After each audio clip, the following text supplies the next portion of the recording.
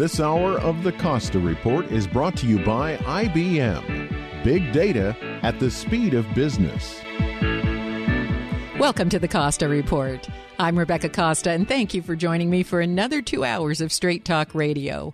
I want to welcome members of our military who are joining the program today from remote outposts. Thank you for your service and for being with us again.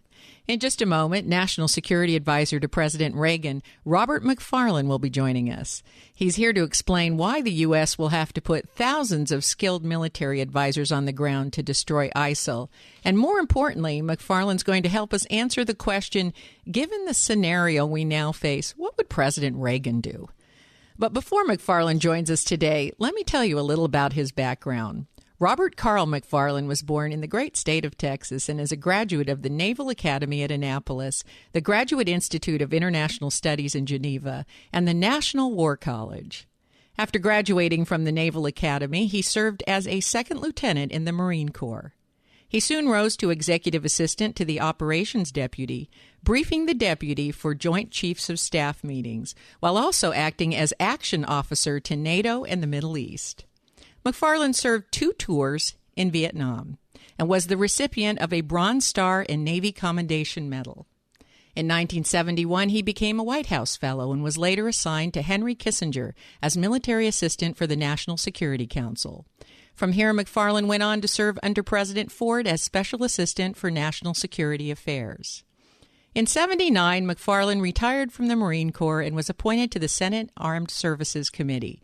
Within 2 years, the Senate confirmed him as counselor to the Department of State, and by 1982, Reagan named McFarlane Deputy National Security Advisor. 1 year later, McFarlane was appointed President Reagan's National Security Advisor. And I want to add that Mr. McFarlane is considered one of the primary architects of the Strategic Defense Initiative, otherwise nicknamed Star Wars. Since that time, McFarlane has founded the international consulting firm of McFarlane Associates and served on the board of the Washington Institute of Near East Policy, the Set America Free Coalition, Partnership for a Secure America, and the Fuel Freedom Foundation and other organizations. And he co-founded the U.S. Energy Security Council with former CIA Director James Woolsey, who we've also heard from on this program. It's my pleasure to welcome to the Costa Report National Security Advisor to President Reagan, Mr. Robert McFarlane. Thank you for making time to speak with us today, Mr. McFarlane. It's a pleasure to join you. Now, I'd like to open our conversation today by asking you to comment on the continued airstrikes in Iraq and Syria. I think you recently said that it's going to take thousands of highly trained military personnel on the ground and for a sustained period of time in order to stop ISIL. Is that right?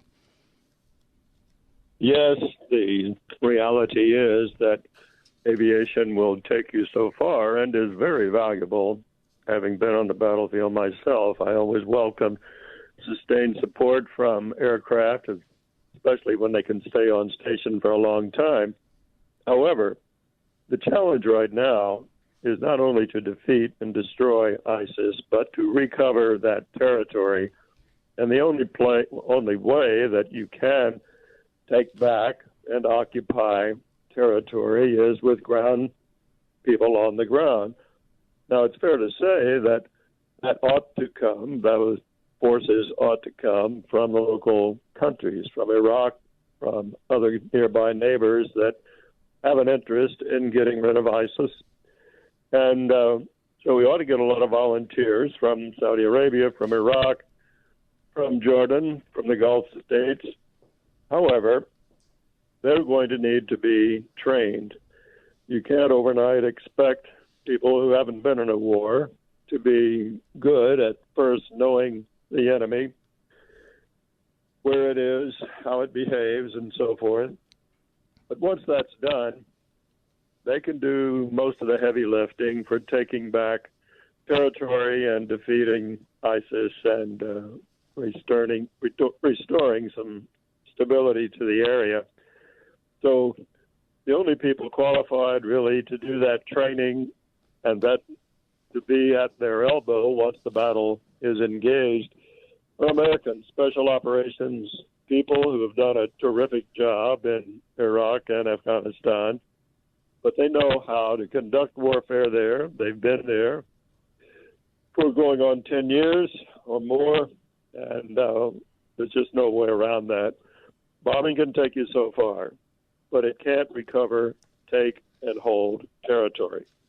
Now, the latest reports is that ISIS is still making gains in northern Iraq, determined to topple Erbil and Baghdad. Yet at the same time, we have the U.S. saying that there are several, quote, lines of defense between ISIS and those cities. But reporters on the ground say that the factions which are fighting ISIS on the ground, they don't get along with each other. And so there's very little in the way of any coordinated front. And I believe you made the point that the United States is the only country that can organize and provide training and leadership in how these groups and the allied forces deploy. So I was wondering if you could speak to that for a moment. Well, one of the reasons, Rebecca, that we should have left substantial number of U.S. forces in Iraq is because we were uniquely able to bridge the gap between Sunni and Shia personnel on the battlefield, to engage Shia, but also Sunni tribal leaders, especially in Anbar province, where most of this fighting has been done thus far, and bring them to a state of mind where they're open to being trained and then to go into battle, again, with Americans with them, in order to overturn what has been lost territory already. But nobody else is qualified to do that. Not Gulf Arabs, not the Saudis, not the Jordanians, or Turkey. And so we're really uniquely qualified to do this, and it's in our interest to do it. Yeah, but why the U.S.? There's a lot of people that are probably saying, why does it have to be us providing the leadership, us putting the alliances together, us coordinating all of this movement? Why can't it be the United Kingdom, or why can't Canada step up? Well, to an extent, they can. There are excellent special forces, people that come from the United Kingdom and from Canada, and we should ask for their help, and I believe that they will provide it. But we have a history with some strength in numbers, people who have operated on the ground in this part of the world, and specifically in northern Iraq as well as Anbar province, and there just isn't that length of experience from any of the countries that you mentioned.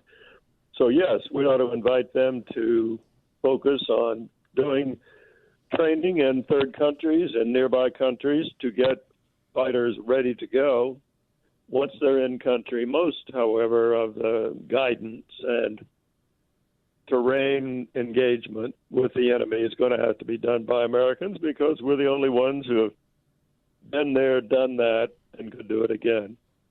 I wonder how much of our minimizing the actual role we're going to have to play and the protracted involvement is affected by the aftermath of Vietnam, not this desire to at all costs avoid some protracted involvement as we had in Vietnam. What do you think about that?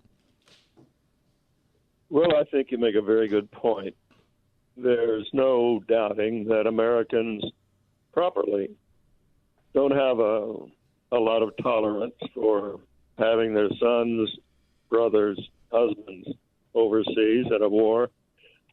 And it's a natural sentiment, and that we would also like to see, as you've already mentioned, others pulling their share of the load, because it's not uniquely an American interest. Everybody has a stake in turning back these barbarians and coping with Al-Qaeda and all of its affiliates. So it's not only American interests that are being preserved here, but I do think that we're going to have to step up to leading this organization of a coalition of the UK, other European countries, ourselves, as well as the Gulf Arabs, the Saudis. Now, we're going to have to take a short break, but we will be right back to continue that thought in just a moment. You're listening to the Costa Report. Big data is being generated by everything around us all the time. Every digital process and social media exchange produce it. systems, sensors, and mobile devices transmitted. Big data is arriving from multiple sources with ever-increasing velocity, volume, and variety. It's becoming the world's newest resource for competitive advantage, allowing decision-making to move from the elite few to the empowered many. The escalating demand for insights requires a fundamentally new approach to architecture, tools, and practices. To extract meaningful value from big data, you need optimal processing power, analytics capabilities, and skills. Find out how IBM Big Data and Analytics can transform your business. Visit www.ibm.com/bigdata today. That's www.ibm.com/bigdata. As a scientist who works hard to stay on top of current events and trends, I know how easy it is to get caught up in the details of a story and lose sight of the big picture. What is happening to society as a whole? Where are we headed? Why does it feel as if there's greater instability, unrest, and danger in the world? The truth is, very few of us have time to contemplate these questions. And if we're waiting for our leaders or the media to paint a clear picture, well, we may be in for a long wait. That's why I'm urging you to grab a copy of The Watchman's Rattle. Do it now. Go to RebeccaCosta.com. Find out why scientists, government leaders, and the heads of the largest corporations in America are waking up to a newly uncovered pattern of human behavior. That's The Watchman's Rattle at RebeccaCosta.com, a bestseller in 26 countries and a book that Richard Branson, Donald Trump, and experts everywhere are calling a must-read. That's The Watchman's Rattle, available at bookstores everywhere and online at RebeccaCosta.com.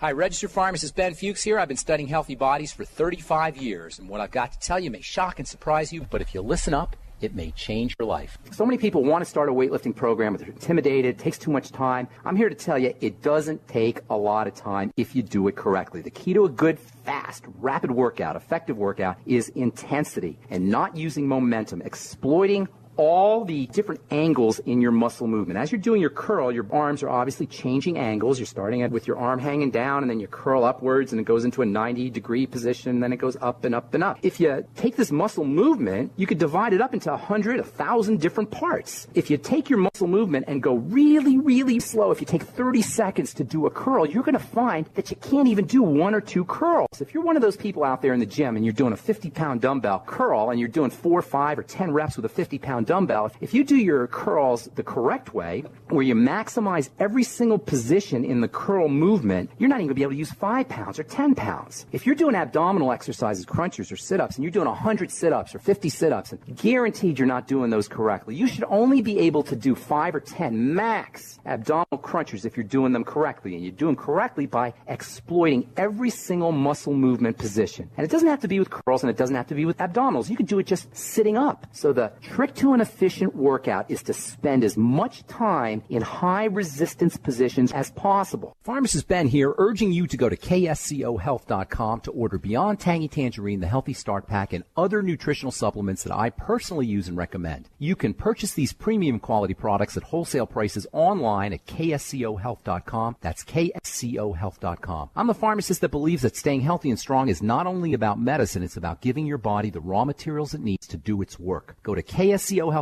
Make sure you check out the cool videos, too, at kscohealth.com. That's kscohealth.com.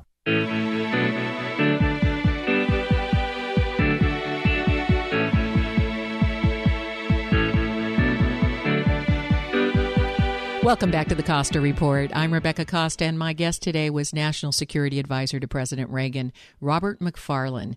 And before the break, you were saying that even though our experience in Vietnam may make us reluctant to accept the fact that we need thousands of military advisors on the ground, and this is not a campaign that will end anytime soon, we have to be realistic that the United States may be the only country that can lead this effort against ISIS. And I'm sorry, we had to take a scheduled break, but I wanted to give you an opportunity to finish that thought.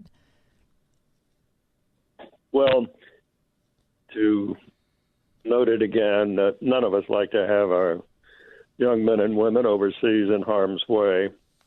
I think, however, it is important for us to think about our long-term interests and what it has taken, for example, in Korea, in Germany, in Japan, to enable those countries to rise to the level that they have had already reached. It's going to take time. The nature of our interest in Iraq and the Middle East more broadly is to try to inject a measure of stability and specifically to eliminate a threat that truly does threaten stability in the United States. And it's the threat of radical Islam. This is not all Muslims by any means. It's probably less than 1%, but that's already 10 million people. The commitment that Al-Qaeda, ISIS, other affiliates have made is for the destruction of all infidels.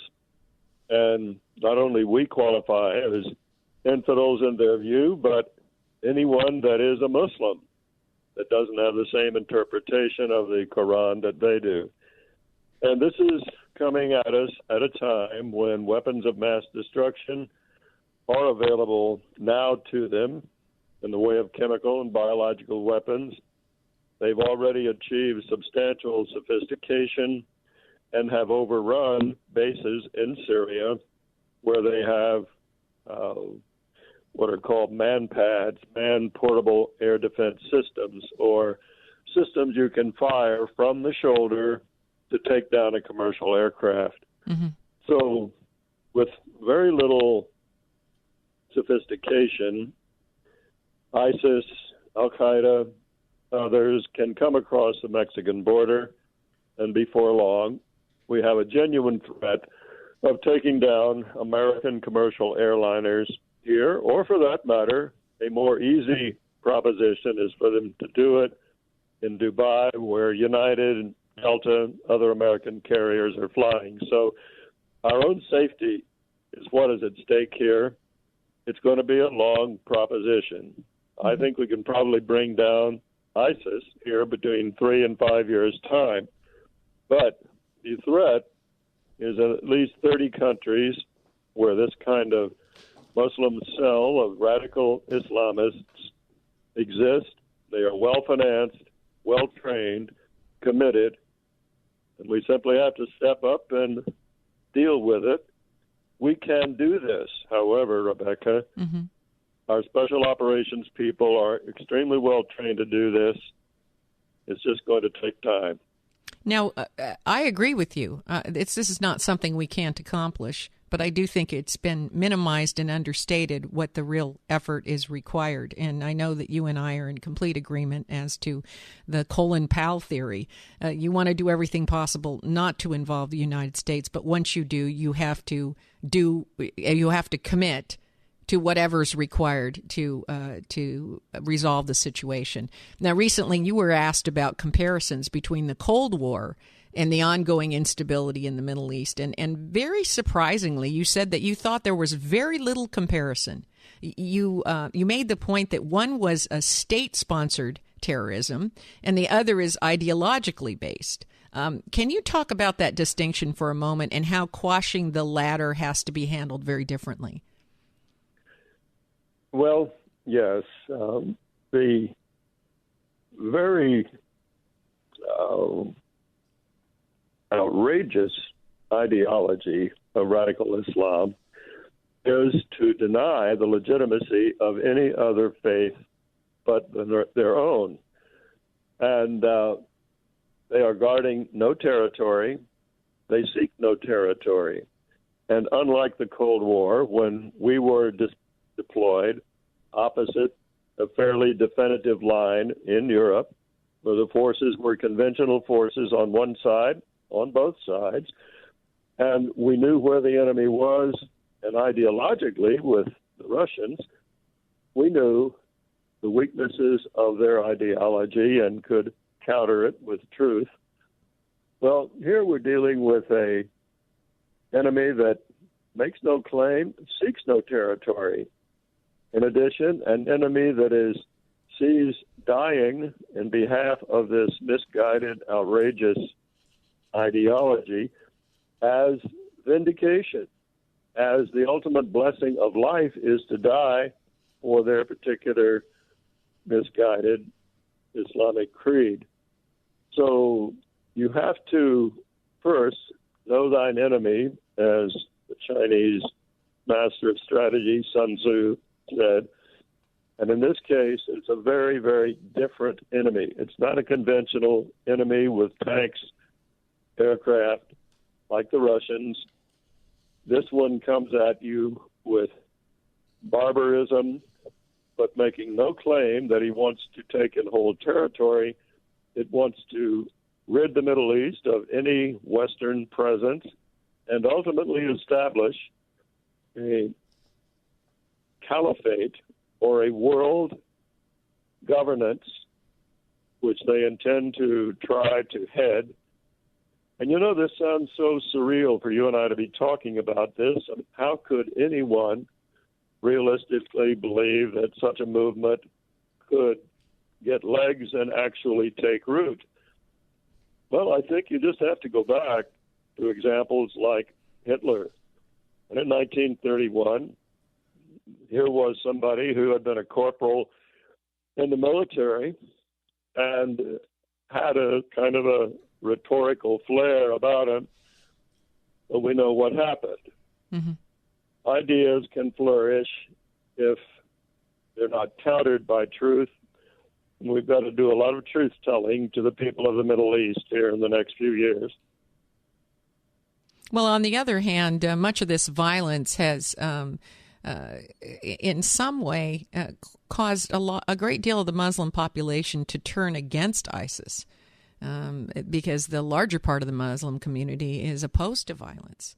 So I guess it addresses the question, that we can talk about when we come back from this next scheduled break. But how much of this is a matter of the Muslim community itself to address, and the native populations inside these countries? I think you've made a very good point. They're not necessarily trained. They don't have the skill level that our special forces have, but they could be trained, and they could be. They could build a very sophisticated civilian army, and in the long run, that's what we want to have happen. But to your point, that doesn't happen overnight, and it doesn't happen without putting American skilled military forces on the ground. So we're going to go ahead and take that break, and we'll be right back.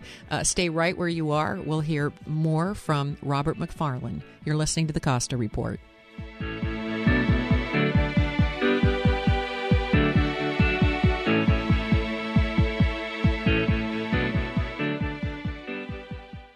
No matter what business you're in, what happens in Washington can make the difference between business success or failure. That's why understanding where government is headed is so important in today's competitive business environment. But where can you find experts who know firsthand the inner workings of our nation's capital? The American Program Bureau is your leading source for speakers whose experience offer unique insights into where U.S. policy is headed. Speakers like Seth Harris, former acting U.S. Secretary of Labor, Alyssa Mastromonaco, former White House Deputy Chief of Staff, and General Carl Eikenberry, former U.S. Ambassador to Afghanistan. For your next meeting or conference, contact the American Program Bureau at apbspeakers.com or 617-614-1600. That's apbspeakers.com. The American Program Bureau, making history one speech at a time. Do you live with stress?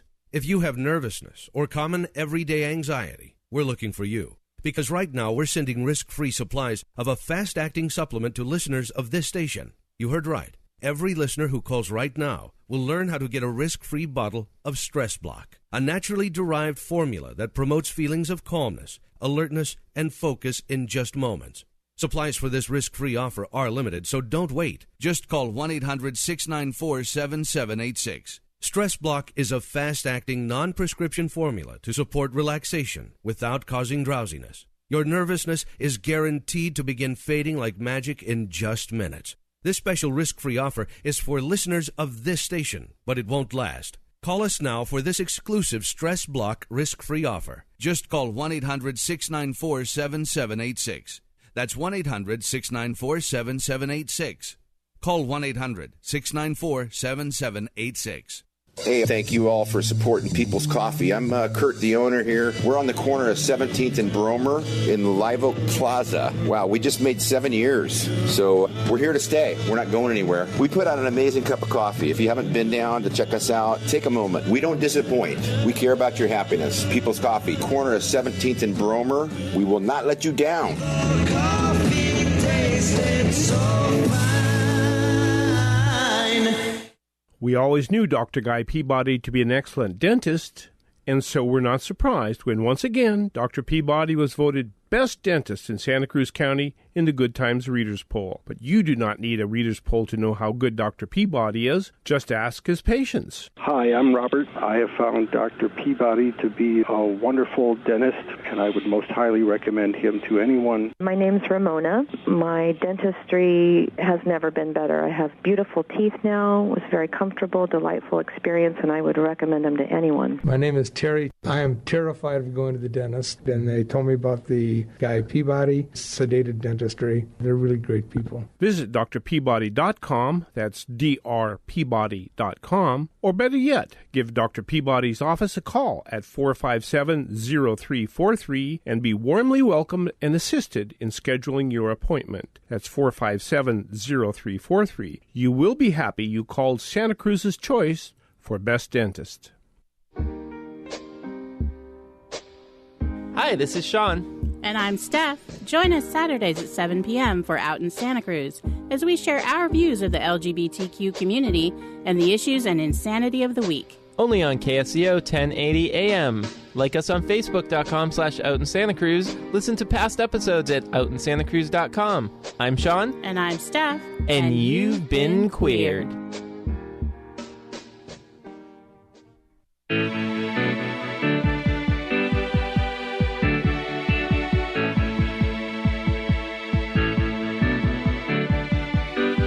Welcome to the Costa Report. I'm Rebecca Costa, and if you're just joining us, my guest today is Robert McFarlane. And Mr. McFarlane, as you said earlier, you are in support of the president's decision to conduct airstrikes and also to bring together a coalition. But as National Security Advisor to President Reagan, you worked side by side with the president, and you know how Reagan viewed the threat from Russia and also the instability in the Middle East. Any thoughts on how Reagan would have handled the current situation? Well, Rebecca, I think it ought to first be noted that had President Reagan been in office right now, we wouldn't be where we are.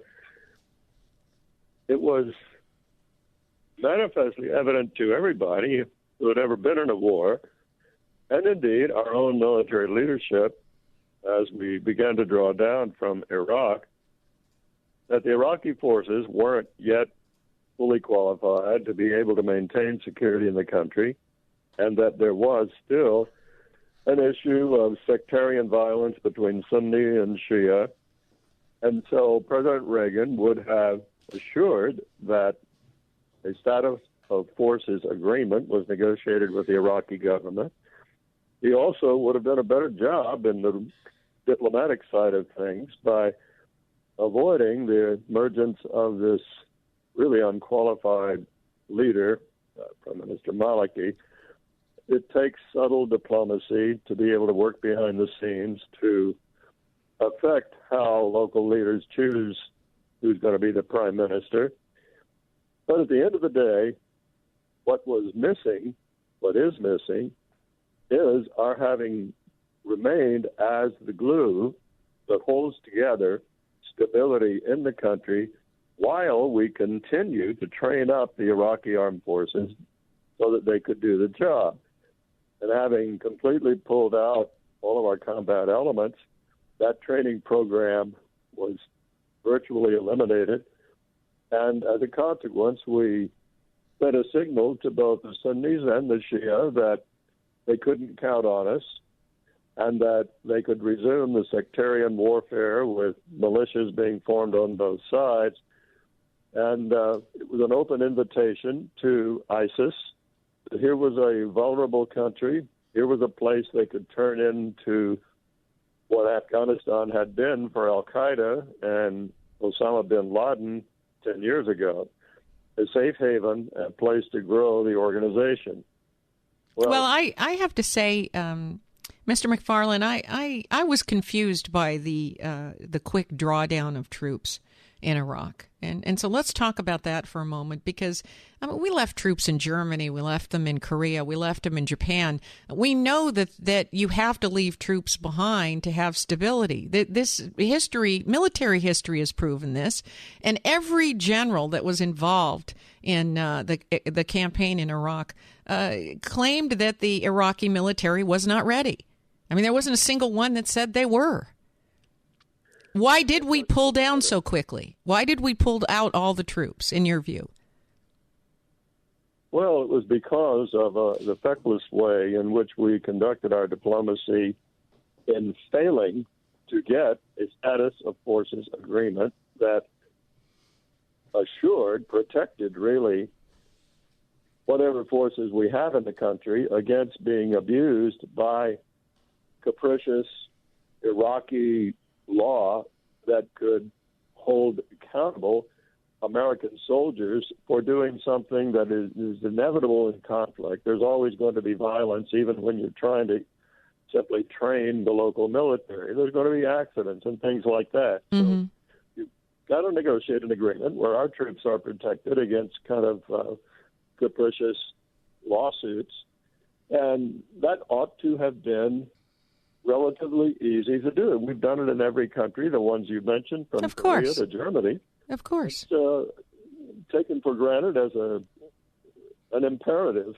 And the failure to do that was just bad leadership on our side and the White House, and every military leader, as you say, recognizes it was a signal of our own unreliability and of our anxiety to get out of the country, as if we'd never experienced warfare before. It was just a thoroughly incompetent performance. Well, now your answer is that we wouldn't be in the position we're in right now were Reagan in office. I understand that, but let's deal with the position we are in right now. Do we need to ask for a declaration of war against ISIS, in your opinion? Well, the short answer is yes, but, and I don't mean to blow smoke at you, the but comes because we have an urgent need to turn the tide against this barbaric force in Iraq, ISIS. Debates over policy, as you know from the past 6 years in our country, can tie up action forever and ever. That's right. And as a consequence, we'd never get any appropriation, we'd never get any deployment and actual turning the tide with people engaged in killing and defeating ISIS. So, yes, I'd love to see a declaration of war. Well, there's a lot of listeners that don't know that once a declaration of war is made, then the definition of enemy combatant comes into play. There are lots of things, not only funding from Congress and support from Congress. There are a lot of things that come into play that are subject to political debate today without that declaration of war. Well, you're spot on. That is exactly right. And so that kind of sustained debate, which could enable us to operate much more effectively, nevertheless takes a long, long time. Yeah, well, I'd rather call it for what it is. If we're going to war, nobody wants that. I understand that. I am the least of all. I have a son of my own. And do I want to see him going off to war? No, I do not. But I also know the dangers inside our own country of not calling a war effort, and particularly how Washington, D.C. is operating today. I think it just falls into a quagmire, and we're now going to debate every punctuation mark of every bill, of every appropriation, and it just simply doesn't work on a functional basis, which is quite a it's quite a shame. So let's talk about the big elephant in the room. It takes a lot of money to fund a movement, let alone a war. And we know that one of the largest sources of money to purchase weapons and pay soldiers comes from the sale of oil to the United States. So I know you've been very active in energy independence of this country. How close are we to energy independence? And by the way, I only have a few minutes in this segment, but I'm going to carry that discussion over into the next segment when we go to break. Well, it's been a phenomenal windfall, this technology that enables us to produce far more oil and natural gas from existing wells and from new wells. So it is a huge blessing for us. And yet we do have to remember that even as we produce more, which is good, the fact is that ownership and control over more than 75%, 3/4 of all the oil on the planet is owned by the OPEC cartel. These are the 14 countries, primarily in the Persian Gulf, Saudi Arabia, Kuwait, United Arab Emirates, and so forth. And they are the ones that really set the price of oil. Now, the drop recently in the price has been helped by the fact that we are producing more from the United States. Mm-hmm. And yet, we have found also that demand has been going down in China simply because the economy is not as strong as it has been. Same with India and some of the emerging markets that have been consuming most of the oil in the past with China and India.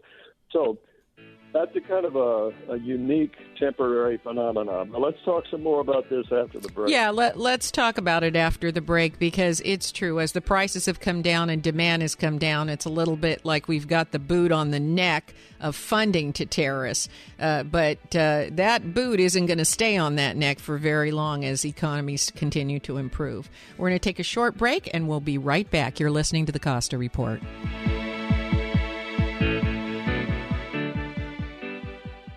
Do you love creating salads as much as you enjoy eating them? Hi, I'm Amy Tobin, cookbook author and culinary expert.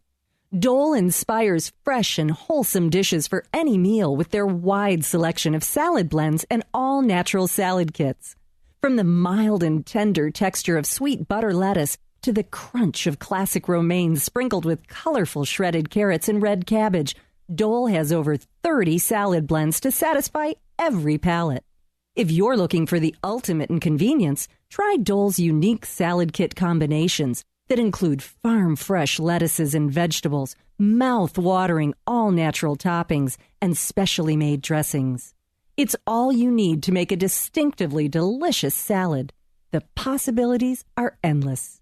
Visit www.dolesalads.com for recipes and other ideas to feed your culinary imagination.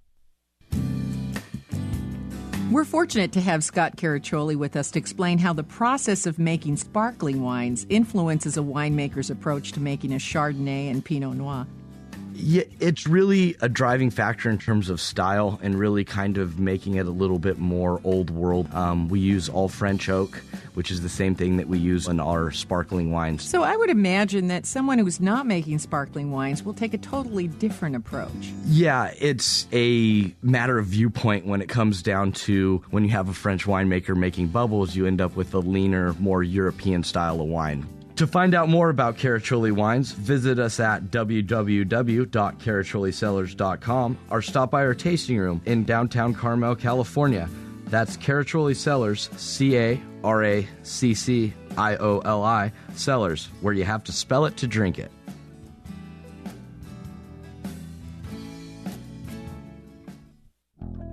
Physicians Medical Group of Santa Cruz, independent physicians for independent people. Consider this: hundreds of doctors in Santa Cruz all working together to provide the care that is right for you. It's the reality for PMG patients. Since we're independent, we're free to employ best practices right away, saving you time, money, and delivering the best outcome through communication. Visit pmgscc.com.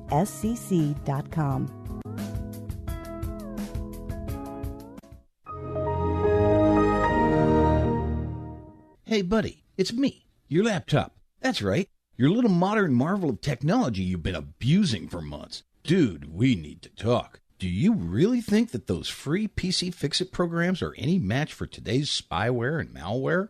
Not to mention the NSA and some of those websites you've been visiting. Now, I'm not here to judge. I'm just saying. You need to take me to Peter and the friendly staff at User Friendly Computing to get me back into tip-top shape.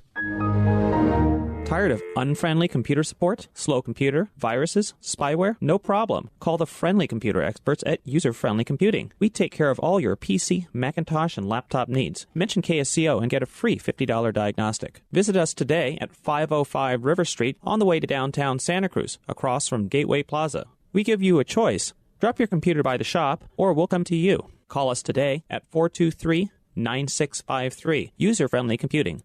This is trial attorney and Monterey College of Law Professor Stephen Wagner. You may have heard me provide legal commentary on the Costa Report and Good Morning Monterey Bay.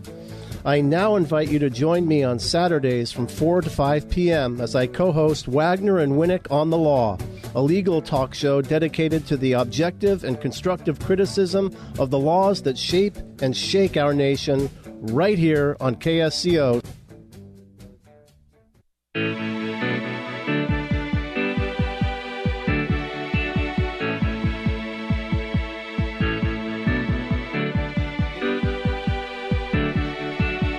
Welcome back to the Costa Report. I'm Rebecca Costa, and today my guest is the National Security Advisor to President Reagan, Robert McFarlane. And before the break, we were discussing the control of oil which OPEC countries have and how terrorism is primarily funded. So energy independence is one way that the United States can combat enemy organizations like ISIS. So you wanted to continue that thought. Yes, Rebecca, the way that OPEC can control the price of oil is by the amount that they produce collectively. When you own 3/4 of all the oil in the world, you can afford to pause, don't produce as much, and then because the rest of the world, specifically the United States, isn't producing enough for the entire world, the competition, the demand from China, India, and all of the other countries who need oil pushes the price just beyond imagination.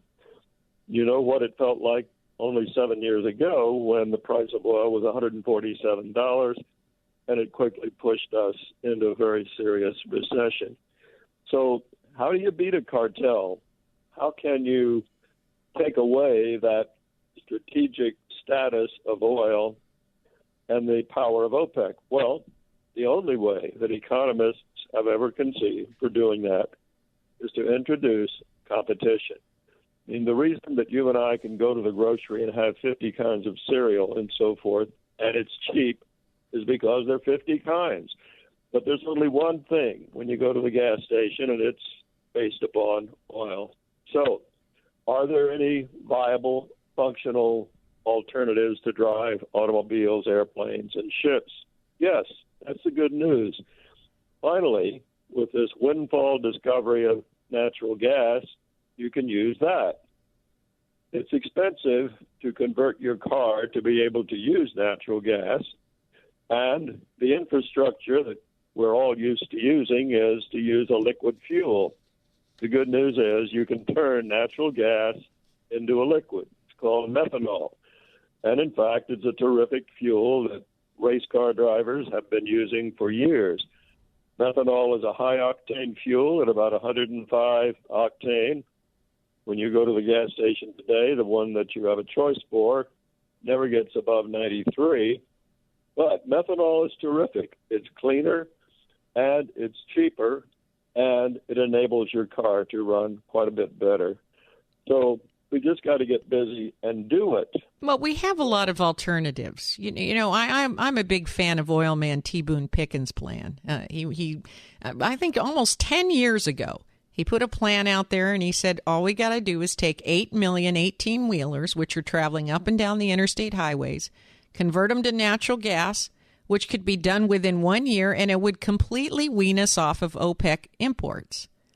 And according to his calculations, by the way, it even gets better. The ROI on the engine conversion was about 1 year's worth of fuel savings. Now, To me, when I read that plan, and I read that plan a decade ago, that seemed like a no-brainer to me. It's better for the environment. It's cheaper for companies. It's safer. That's a program we could all understand, and it's doable. So why don't we jump? We've got solutions. We know what to do. Why are we not jumping on these things? Tell me.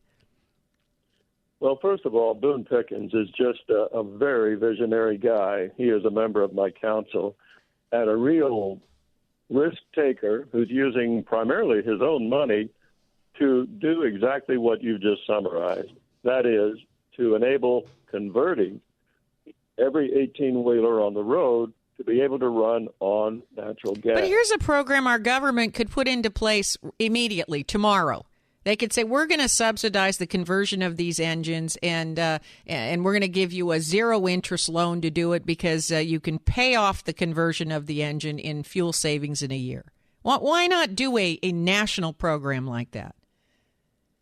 Well, the good news is, the really good news is that you don't even have to do that and spend one penny of your money or mine. How do you do that? First of all, the people who run 18-wheelers and interstate transport realize that because every one of those trucks is going to drive 250,000 miles a year, that the conversion cost to make that truck able to burn natural gas, which is about $20,000, even $30,000 per vehicle, they're going to get it back in no time. Well, right. Get it back in less than 2 years because the cost of natural gas is about 1/5, if you please, the cost of diesel. So it makes sense. However, for you, Rebecca, for me, for 240 million American car owners, the cost of converting your car and mine, which is about $5,000 to $8,000 per vehicle, is probably a deal breaker when you go to buy a new car. So it would have to be a government subsidy, and that's why I recommend that in addition to doing what Boone is doing, to enable the 18-wheelers to run, right, to enable everybody else to be able to benefit from all this natural gas, turn it into a liquid. That's what we've always used in our cars, and it's easy to do, and you'll end up with a cheaper fuel, a better fuel, and ultimately drive OPEC out of business. Yeah, that's right. It's a double win. It's not only a cleaner fuel and a fuel that we have an abundance of, but it's also a blow to terrorism. And to me, I can't think of a better action the government could take. Unfortunately, Mr. McFarlane, I could keep you here for several hours because I didn't even get a chance to touch on the situation in the Ukraine. And I know that there's a lot that we could talk about there. But unfortunately, we are all out of time here. But before we say goodbye, I want to ask you if you have a website or a place where our listeners can go to hear more about your work. Well, yes. If you go to USESC, which stands for United States Energy Security Council.org, you'll get a full brief on not only who our members are, who are cabinet officers, Nobel laureates, and others, but what specifically have we published that tells you what I've been summarizing here in greater detail. But I'd love to do it again with you, Rebecca, whenever you have time. And absolutely. I hope you'll come back soon, and please give my regards to T. Boone. I again, wherever I go, I bring up that Pickens plan because that, I was a fan of it 10 years ago, and he was on my program earlier this year. And when we got all done, he said, "Let's you and I go hit the road, Rebecca." and I said, "No, I'm too old for that, and so are you." So, but I'm glad to hear that you're teaming up together. And before we let you go, I do want to take a moment to thank you for your service to our country and for taking time to speak with us today. Thank you, Mr. McFarlane. Always a pleasure. We're about to have the 239th birthday of the Marine Corps, so Semper Fi. Semper Fi, that's right. Thank you so much. If your station is leaving us after this first hour and you have a question or a comment to make about our interview with Robert McFarlane today, you can email me at RebeccaCosta.com or drop me a note on Facebook, Twitter, LinkedIn. Not only did McFarlane speak from his experience during the Cold War, but also from his experience during the Vietnam War. So when he says we need thousands of skilled advisors on the ground to defeat ISIL and that we're looking at a protracted effort, it behooves us to listen up. And if McFarlane is right, then what exactly is our tolerance for another war effort in the Middle East? I know that you have opinions about this, so let me hear from you. Send your comments to me at RebeccaCosta.com. That's myname.com. Just click on the word contact at the top of the homepage, and it'll take you right over to a big white box where you can leave your remarks. And if you missed the full interview with McFarlane or any of our other previous guests, remember you can download previous episodes of the Costa Report from our website, Apple, iTunes, Podbean, and our YouTube channel anytime, anywhere. We keep episodes up on the website for 3 and 4 years. They're all right there for you to peruse at RebeccaCosta.com. So that's also where you'll find our new weekly radio blog, which, by the way, it's brand new. It's only been up a couple of months, and it captures the top headline from every interview that we've had. So you never have to miss a program. You can, and if you do, you can still grab the main highlights on the radio blog. My guest next week is one of our country's greatest legal scholars. Alan Dershowitz will be here to talk about his controversial new book, Terror Tunnels, The Case for Israel's Just War Against Hamas. Has Dershowitz gone too far? Well, find out next week when the always outspoken Alan Dershowitz joins us on the only news program that puts policy ahead of politics. Now stay tuned for a second hour of Straight Talk Radio. You're listening to the Costa Report.